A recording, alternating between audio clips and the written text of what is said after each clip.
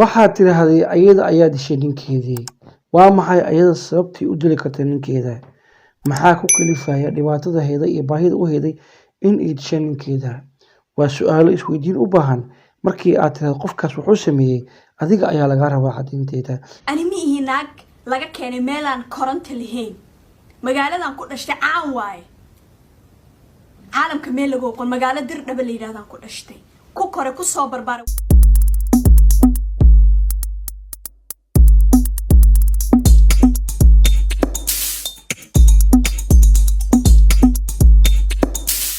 السلام عليكم ورحمة الله وبركاته. magacaygu waa Cabdirasaaq Xaashi. waxaan rajeynayaa inaad daawato muuqaalkan ilaa dhamaadka. muuqaalkan waxaan uga hadlaynaa gabadh Soomaaliyeed oo lagu magacaabo Hodan Online. Hodan waa gabar ka mid ah Hodan xaajigeedii wuu geeriyooday, Ilaahay ha u naxariisto, wuxuuna ku dhintay boqortooyada Ingiriiska. Hodan muddo badan waxaa daba joogay dad aan u arkay anigu inay ku dhibaateynayaan quruxdeeda iyo labiskeeda iyo caanimadeeda, waayo waxaan daawaday kalibyo badan oo la soo dhigay barta TikTok-ga uu qof walbana uu ku faanayo dhibaateynta uu ku hayo gabadhaas. bal laba muuqaal ayaan hayaa, labada muuqaal aan wada daawano. muuqaalka koowaad waa mid qaracan leh, xaqiiqada waa mid aad iyo aad mataqaanaa qofkii uu ninkaas marka uu leeyahay mu adkeysan kartid, waayo waa wax xun inaad ku tira qofkaagii aad jecleed oo adiga aad nolosha la qaybsanaysay inaad ku tiraahdo adiga maa dilay. adiga miyaa dilay? bal daawo. Soomaaliyey ani gabadhan Hodan Online la yiraahdo waa ka shakiyay inay ninkeeda iyada dishay sababtoo ninkeeda soo dhintay dalxiis ka bixilay maadaama nin oday uu ahaa aadna u buurnaa bidaarna uu lahaa. waa maleena lacag badan buu lahaa ninkeeda inay iyada qaarajisaan. waa ka shakiyay marka sheekadaas bar hal soo ogaado Soomaaliyeed. subxaanallah, soo la yaab maahan inaan intaa ka baxno ree adduunyadii aan u dhigano ree aakhiraadkii. gabadhan intii iyada la dhaafay ayaa waxaa loo gudbay xaajigeedii oo dhintay dhowr bilood ka hor. Ilaahay ha u naxariisto, janno firdawsana ha geeyo. Hodan haddii ani Hodan tahay, war la yiraahdo Hodan waxba kama soo qaadeen. Hodan war la yiraahdo waxba kama soo qaadeen, laakiin inuu u dhinto qof dhintay, u gudbo qof dhintay oo yiraahdo ninkii saan u ahay lacagtii bay ka dilatay. subxaanka yaa cadiim.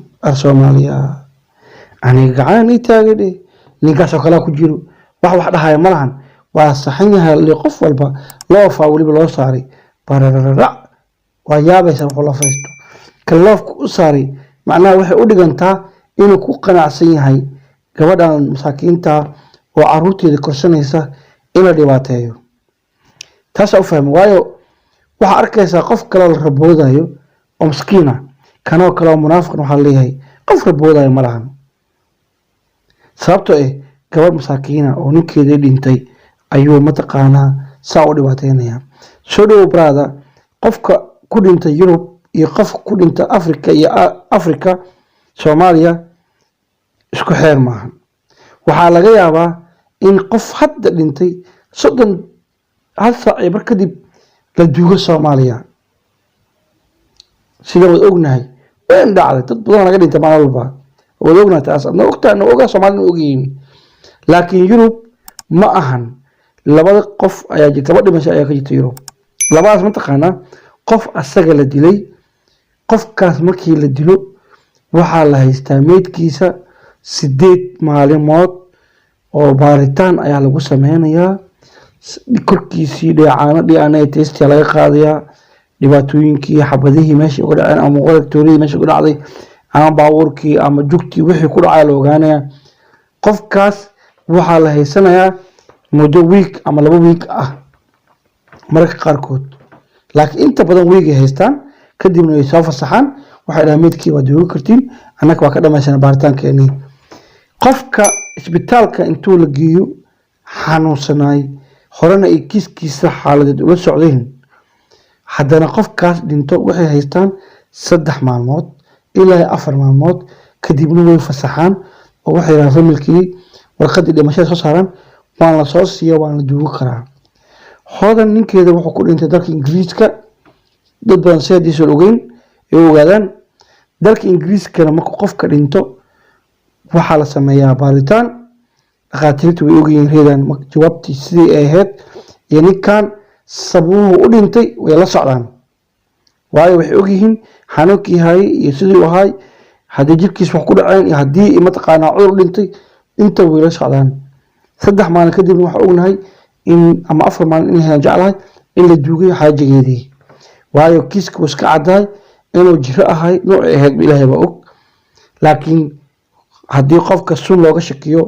ama xabad looga shakiyo ee ku muuqato jirkiis wax ka muuqdaan waxaa lagu sameeyaa qaliin baaritaan dheer waxaa la soo saaraa warqadda dhimashada saxda ah iyo sababta qofka u dhintay qof kale ogyihiin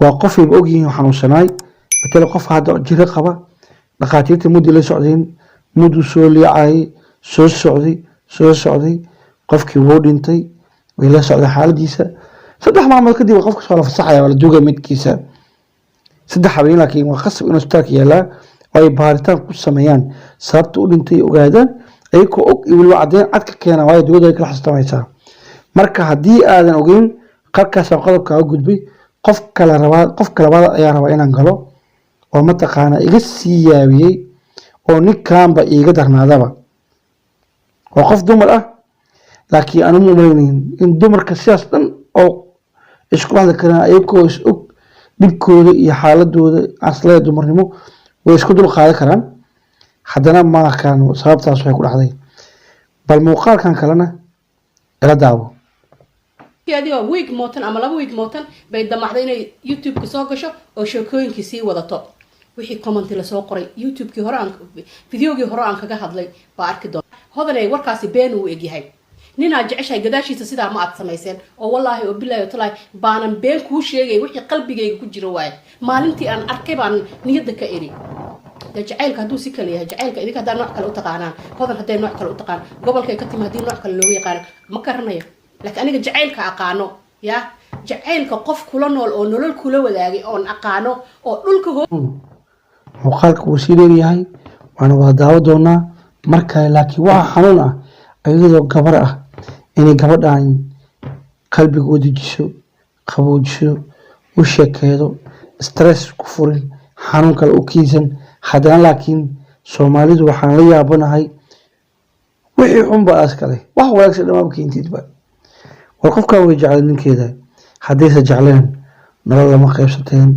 awlaad uma dhasheen jaceylka tusiisa goorma bilowdaa dadka waxaad kaga darsan gabadhan waa arka wallahi waa jeclayaa kaas jecel maahan jaceylka runta wuxuu bilowdaa labada qofood markay intiis guursadaan lamaano noqdaan meel wada degaan ay isku noqdaan dhar markaas uu jaceylka bilowdaa anaa ku baradada aqoonin kolley hodan oo aad ka weyn tahay waana ka wanaagsan tahay saan filayo laakiin haddana waxaan u jeedaa inaad yacni baash Soomaalida ala soo baxdeen ka daya masaajidka ciyaarta waxaan dhihi lahay hodan I'm sorry wixii Ilaahay kuu qoraa kugu dhacay wax ka badan kuma dhicin dadka warkoodana ha u istaagin hore u soco dantaada waa gaaraysaa hooyaa tahay